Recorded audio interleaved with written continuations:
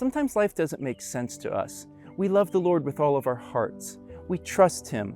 We walk closely with Him. We surrender our lives to Him. Yet our lives are filled with so much pain and so much uncertainty and so much difficulty. And then we look around and there are all these people who don't care about God at all. They ignore Him. They openly rebel against Him and disobey Him. They even mock Him. Yet it seems like their lives are so perfect. It seems like they have everything. And so we struggle and we wonder why. I mean, doesn't it seem like it should be the other way around? Wouldn't you expect a holy God to bring suffering on those who reject Him and to reward those who love Him with a good life? That's what Job thought. And for the first 20 chapters of Job, he's been struggling with trying to understand why he, a man who was righteous before God, was being treated as if he was someone who hated God. He asked the Lord over and over, why am I going through all this difficulty? This is how the wicked are supposed to be treated. Today in chapter 1, he struggles with the other side of the issue.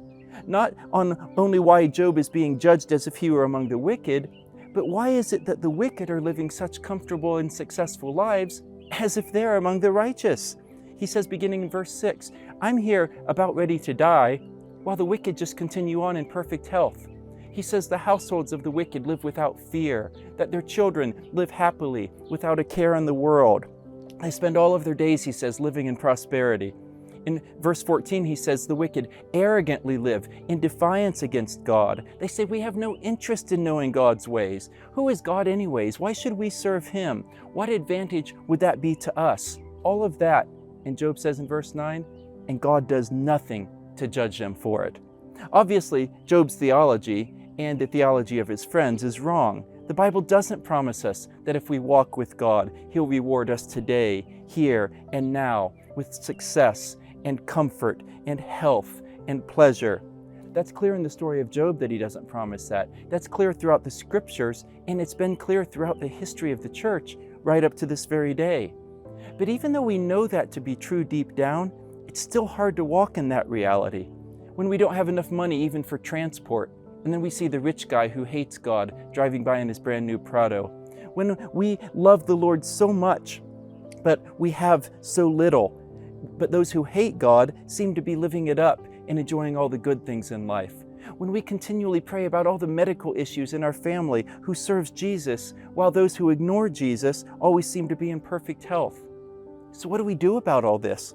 Well, Job's friend Eliphaz tells him in chapter 22 that what he should do is just repent, that if he surrendered to the Lord and would be at peace with Him, then all of his circumstances would be okay. Well, Eliphaz is half right. We should always put ourselves in a position of surrender before the Lord, and we should walk constantly in the peace that we have with Him through Jesus Christ. But there's no promise that doing so is going to change our circumstances. It does promise us, however, that this will continually change our hearts.